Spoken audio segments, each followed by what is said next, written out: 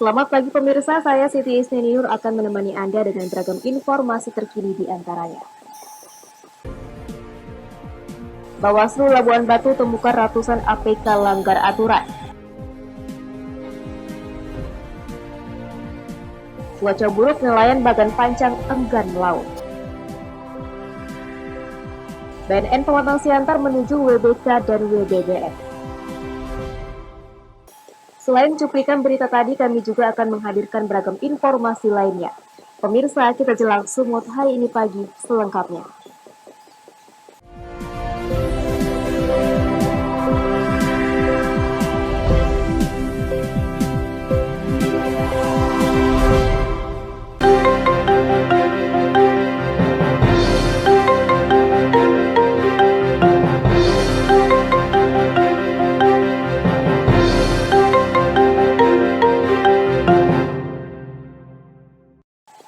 Kita ke informasi pertama. Pemirsa, Bawaslu Kabupaten Labuan Batu merekomendasikan penertiban ratusan alat peraga kampanye pasangan calon kepala daerah kepada KPU. Temuan Bawaslu itu disebut melanggar ketentuan zona dan ukuran yang tersebar di 9 kecamatan pasca telah ditetapkannya desain dan lokasi pemasangan.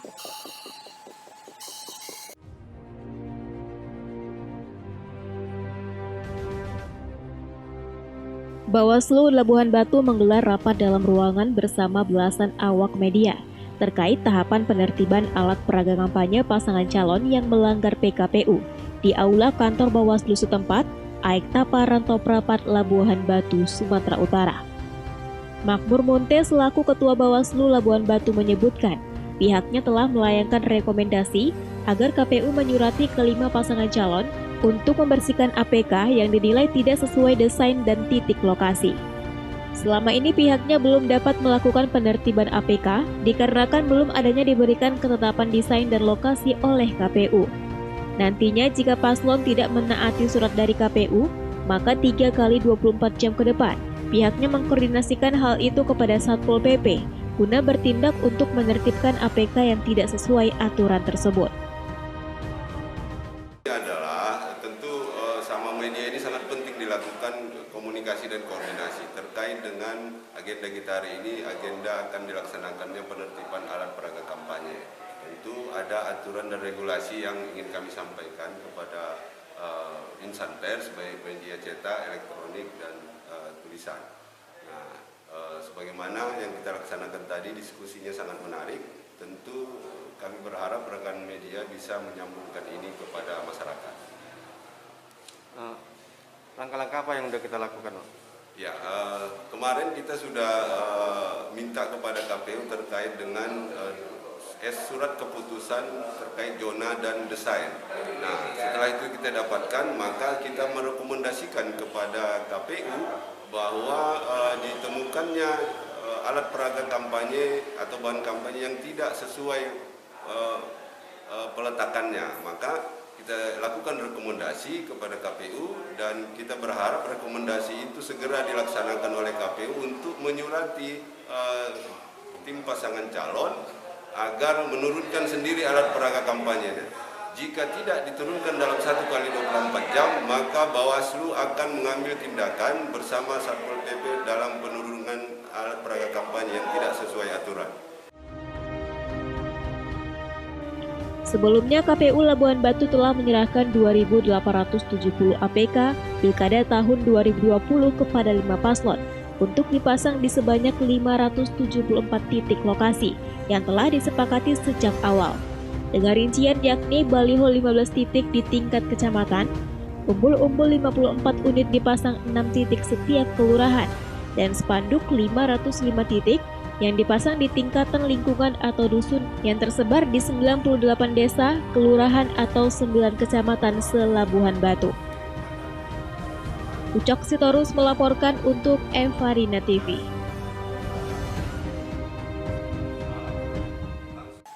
Sementara itu, pemirsa, calon wali kota Medan Akhyar Nasution memenuhi panggilan Bawaslu Kota Medan terkait laporan terhadap dirinya yang diduga melakukan pelanggaran karena melibatkan anak-anak saat kampanye. Kurang lebih selama 1 jam, Akhyar diminta klarifikasi di Sentra Gakumdu Kota Medan.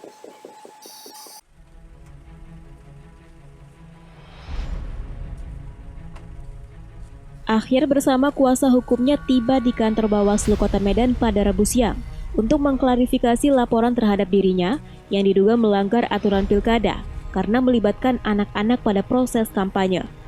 Akhir dan kuasa hukumnya masuk ke ruangan sentra Gakumdu untuk menyampaikan klarifikasi kepada Bawaslu, Kejaksaan, dan Kepolisian. Proses klarifikasi ini pun berjalan kurang lebih 1 jam dan tertutup. Akhir sendiri mengklarifikasi, laporan atas kejadian pada 14 Oktober lalu bukan bagian dalam proses kampanye. Dia hanya singgah ke rumah tahfiz Quran untuk menjumpai dan berfoto bersama anak-anak di sana. Kemudian berterima kasih kepada orang tua anak-anak tersebut dengan mengacungkan 2 jempol. Atas dasar itu, dia dilaporkan oleh warga bernama Hasan Basri Sinaga dengan dugaan pelanggaran aturan kampanye. Akhir sendiri mempertanyakan kebenaran dari laporan tersebut karena pelapor tidak di lokasi dan dia sendiri sangat paham mengenai hukum pemilu.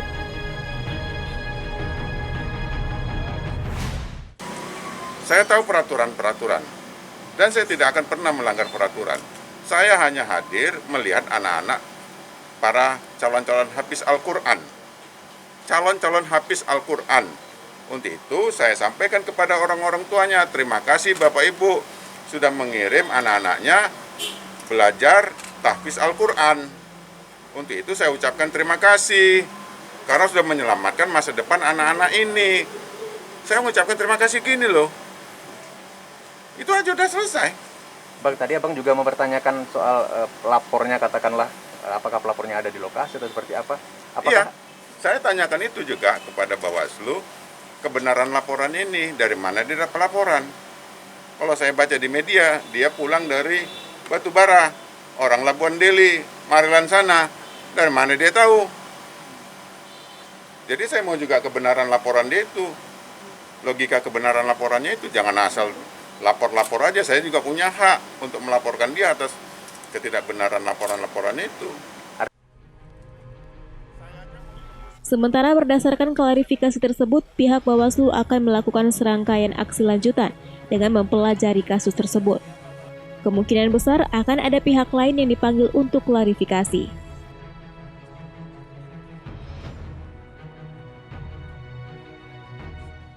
Kalau mekanismenya kan setelah dia melakukan klarifikasi, nanti kita juga akan melakukan kajian lagi. Ada nggak orang yang perlu kita klarifikasi lagi untuk menguatkan atas laporan masyarakat itu atau menambah terhadap informasi yang atau keterangan yang kita terima itu. Sehingga ini sebenarnya masih di dalam internal Gakumdu sendiri, yang mana di dalamnya ada Kejaksaan dan Kepolisian serta unsur Bawaslu. Kalau dugaannya apa dan bisa menyasar ke pasal mana dari aturan yang ada, Bang? Ya, kalau dugaannya ini kan melibatkan anak-anak, itu dari laporan kan, melibatkan anak-anak dalam berkampanye dan juga fasilitas pendidikan. Nah, itu adanya di Undang-Undang nomor 7 tahun 2017. Tapi itu pun sebenarnya itu kita Bawaslu sendiri tidak bisa mengintervensi karena kajian atas undangan kalau pidana pemilu kan di Gakumdu. Ada berapa pertanyaan? Kalau saya tidak silap ada sekitar 6 pertanyaan yang kita berikan, kurang lebih 6 pertanyaan kita berikan kepada Pak Ayah. Sehingga itu sebenarnya munculnya pertanyaan itu juga atas laporan dari masyarakat itu sebagai dasar utama kita bertanya. Adapun berdasarkan laporan tersebut, Ahyar diduga melakukan pelanggaran kampanye dengan melibatkan anak-anak dan fasilitas pendidikan sesuai yang diatur dalam Undang-Undang Nomor 7 Tahun 2017 tentang Pemilu. Daniel Pekwali melaporkan untuk Evarina TV.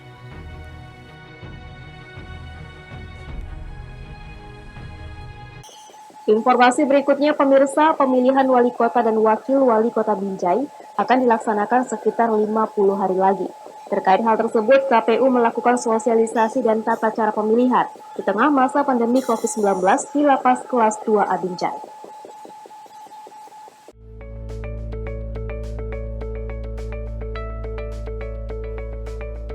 Komisi Pemilihan Umum Kota Binjai hari ini melakukan kegiatan sosialisasi dan tata cara pilkada wali kota dan wakil wali kota Binjai di tengah masa pandemi COVID-19. Sosialisasi tersebut diantaranya mengenalkan kepada warga binaan bahwasanya pada pilkada kali ini Kota Binjai memiliki 3 pasangan calon yang nantinya akan bertanding.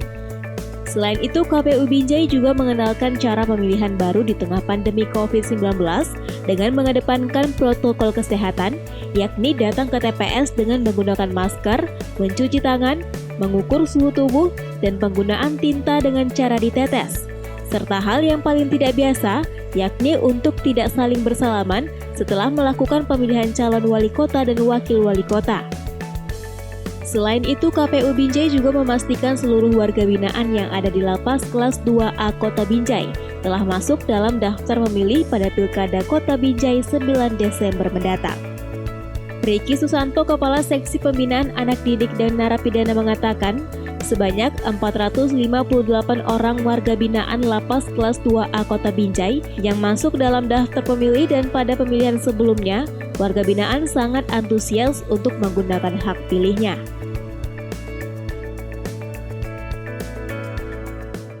Sekitar 458 orang yang masuk ke DPT. Di sini ada 2 TPS. Satu TPS dibagi 2 sekitar 200-an.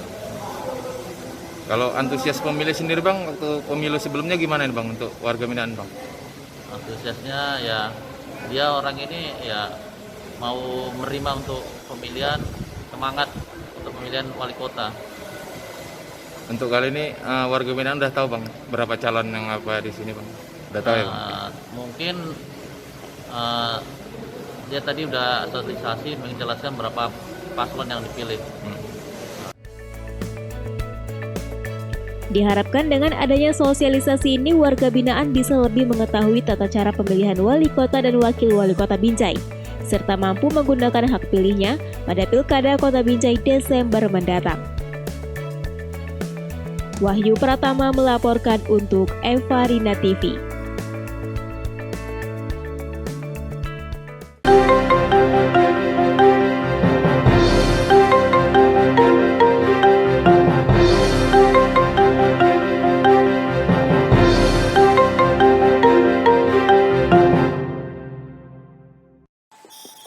Sejumlah informasi menarik lainnya akan hadir setelah jeda berikut.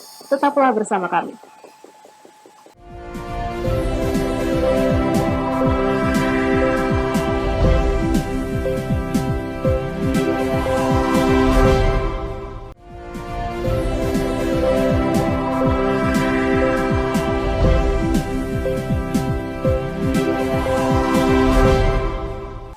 Terima kasih Anda masih bersama kami.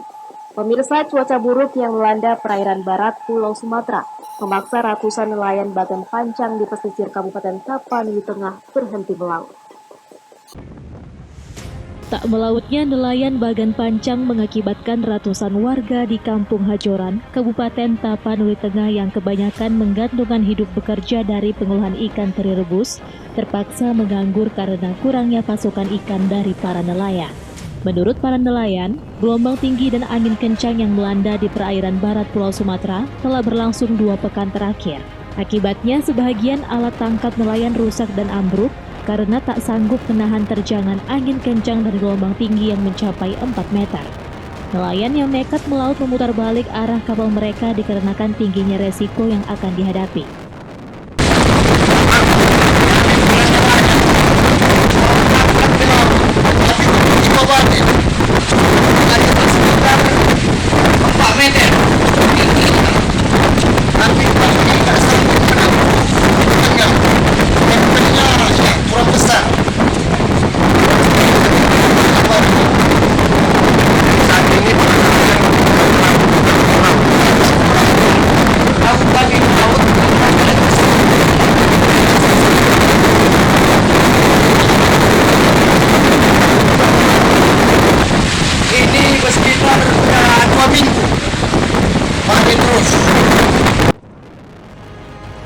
Sementara itu, kantor BMKG Kabupaten Tapanuli Tengah Sumatera Utara meminta agar para nelayan tetap berhati-hati selama beraktivitas.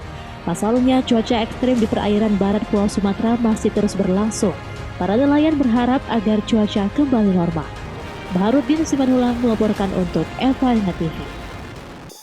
Informasi berikutnya, pemirsa, sejumlah sekolah di Batubara, Sumatera Utara sudah mulai menggelar belajar tatap muka dengan menerapkan protokol kesehatan. Di antaranya jumlah siswa di dalam ruang kelas dibagi menjadi 2 gelombang, mencuci tangan, serta memakai masker dan pelindung wajah.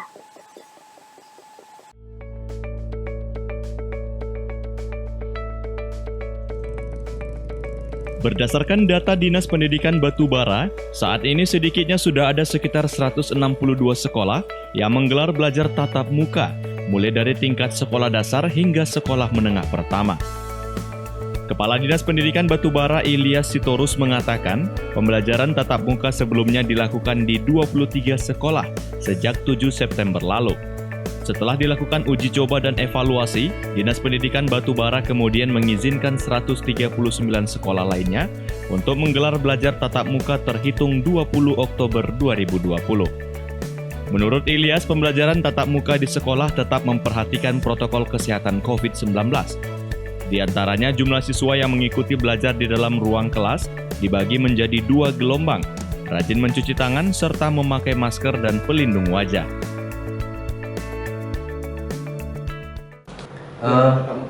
Tatap muka itu pertama kita berikan kepada orang tua yang memberikan izin. Ya, kalau orang tua tidak memberikan izin anaknya untuk tatap muka, maka sekolah wajib menindaklanjutinya dalam pembelajaran itu melalui daring, luring, dan guru tetap melakukan kunjungan ke kelompok siswa atau ke rumah siswa. Terkait protokol kesehatan sendiri bagaimana di sekolah? Nah, di sekolah itu sampai hari ini sekolah-sekolah yang kita berikan kesempatan melakukan tatap muka itu kita pastikan sudah memenuhi segala sesuatu yang berkaitan dengan protokol kesehatan, termasuk misalnya sekolah itu harus tahu kira-kira tim kesehatan terdekat dari sekolah, kemudian memakai masker dan memakai pelindung wajah, kemudian menyiapkan cuci tangan dengan menggunakan air mengalir. Nah, ini kita lakukan, kemudian memberikan himbauan-himbauan kantin, tempat bermain itu tutup selama tatap muka, begitu juga pengaturan tentang jumlah siswa yang masuk, termasuk antar jemput siswa yang datang. Taufik melaporkan untuk Eva Arena TV.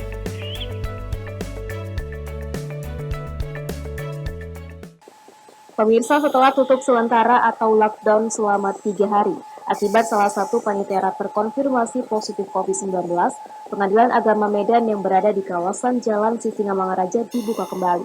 Terlihat puluhan pencari keadilan di lingkungan Pengadilan Agama ini sudah memadati setiap ruangan.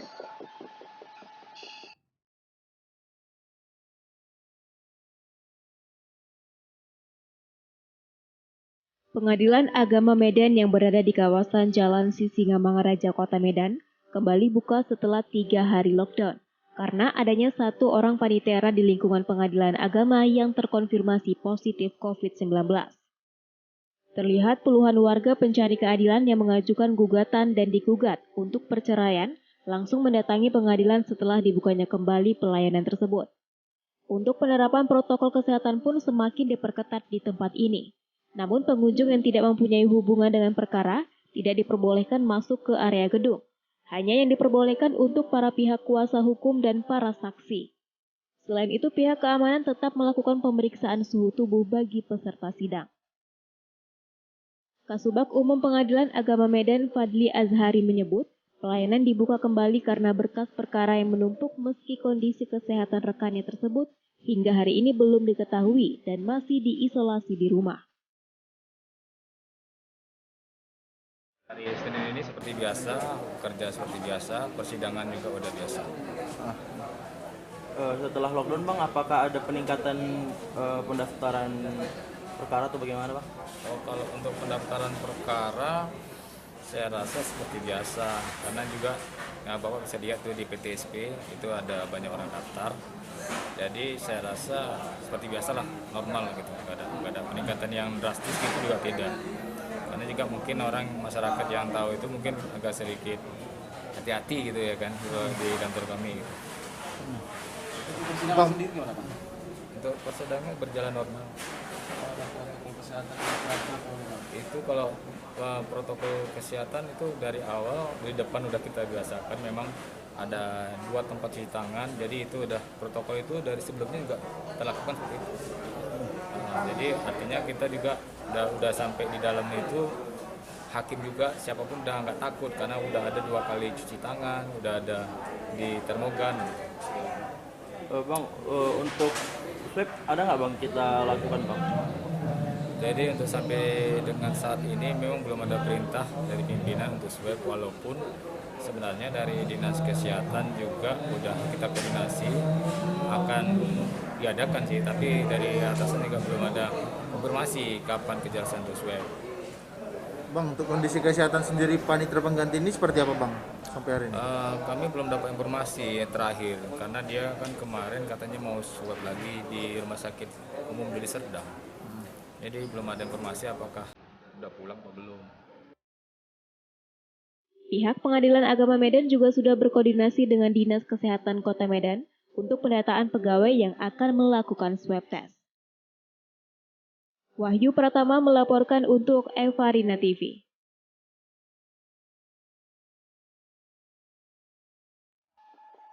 Sumut hari ini masih akan kembali sesaat lagi, tetaplah bersama kami.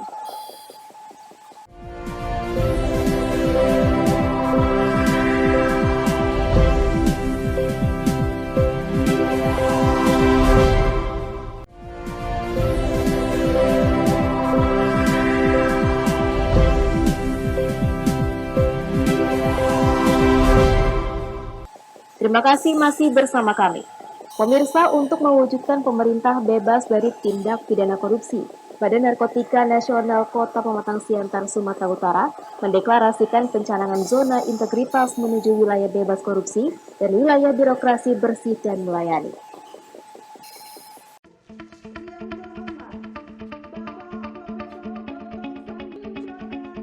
Kamis 22 Oktober 2020, kantor BNN Kota Pematang Siantar, Sumatera Utara menggelar deklarasi pencanangan zona integritas menuju wilayah bebas korupsi atau WBK dan wilayah birokrasi bersih dan melayani atau WBBM di pelataran kantor BNN Pematang Siantar di Jalan Keselamatan, Kelurahan Sukadame, Kecamatan Siantar Utara.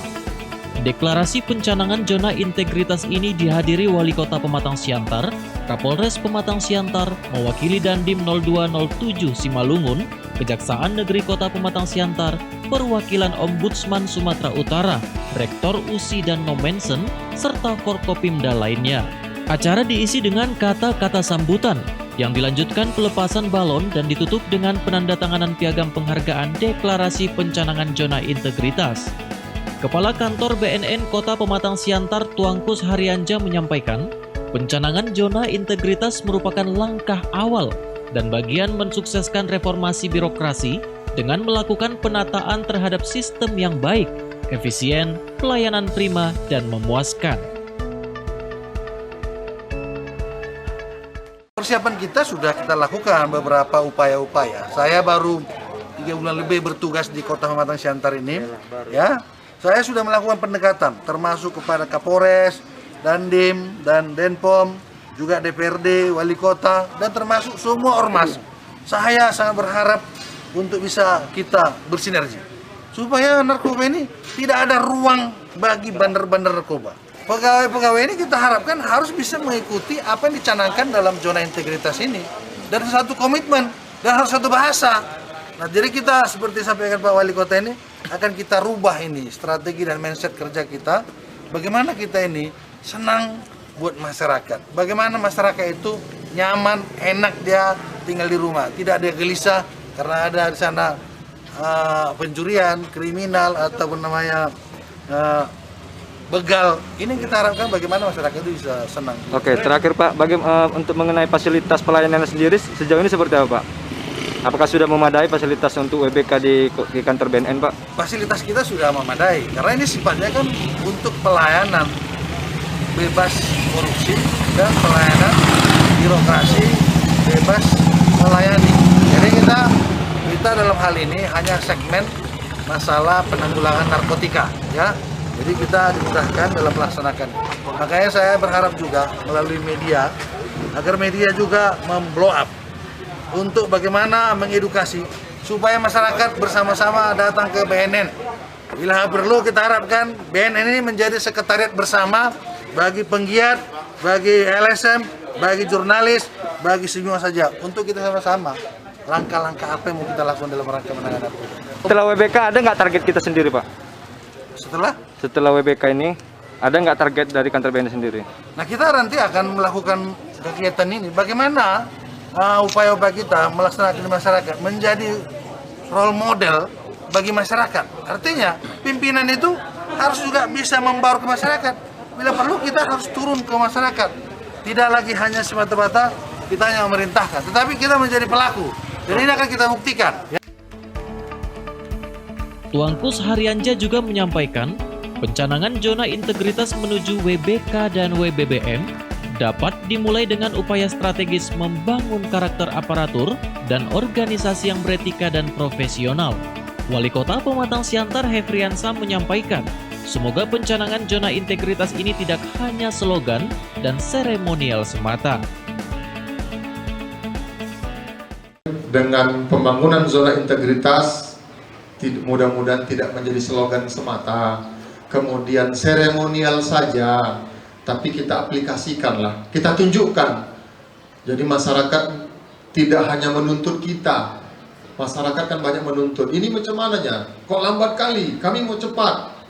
Mana pegawainya? Hilang, nggak ada di sini semua, gitu kan? Nah, kita buktikanlah, karena tugas kita juga memberikan pelayanan kepada masyarakat. Mudah-mudahan menjadi bukti nyata keseriusan dan komitmen dari segenap aparatur, khususnya Badan Narkotika Kota Pematang Siantar guna mewujudkan tercapainya tata kelola pemerintahan yang baik, good governance, dalam rangka mewujudkan visi dan misi BNN Kota Pematang Siantar. Dalam kesempatan ini, diimbau bagi masyarakat yang mendapati adanya peredaran narkotika di Kota Pematang Siantar, dapat langsung menginformasikan melalui pesan ke nomor 0812 6541 561. Eko Hendriawan melaporkan untuk Evarina TV.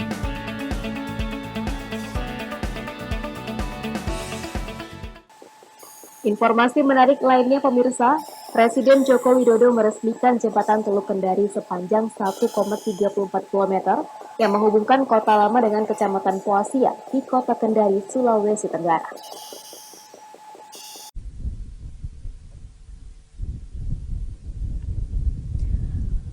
Presiden Joko Widodo meresmikan jembatan Teluk Kendari di Kota Kendari, Sulawesi Tenggara, Kamis 22 Oktober 2020. Jembatan Teluk Kendari yang dibangun selama 5 tahun dari 2015 sampai 2020 ini memiliki panjang 1,34 km dan lebar 20 meter, sehingga menjadikan jembatan tersebut jembatan terpanjang ketiga di Indonesia setelah Suramadu di Jawa Timur dan jembatan Pulau Balang di Kalimantan Timur. Dalam sambutannya saat peresmian jembatan tersebut, Presiden Jokowi mengatakan total biaya sebesar 804 miliar rupiah dan lamanya pembangunan jembatan akan sebanding dengan manfaat yang dirasakan masyarakat.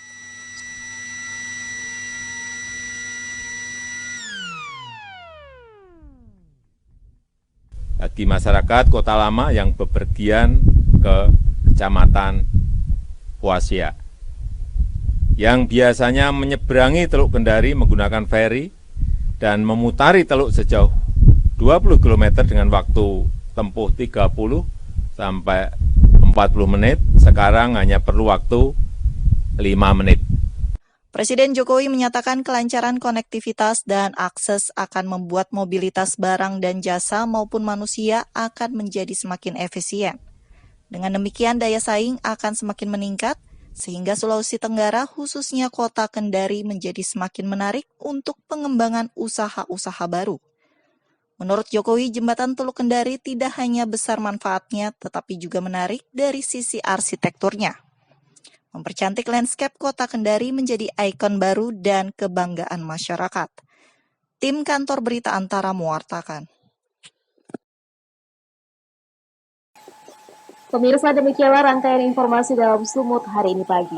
Saya Siti Isnaninur mewakili kerabat kerja yang bertugas pamit undur diri. Terima kasih atas kebersamaan Anda dan sampai jumpa.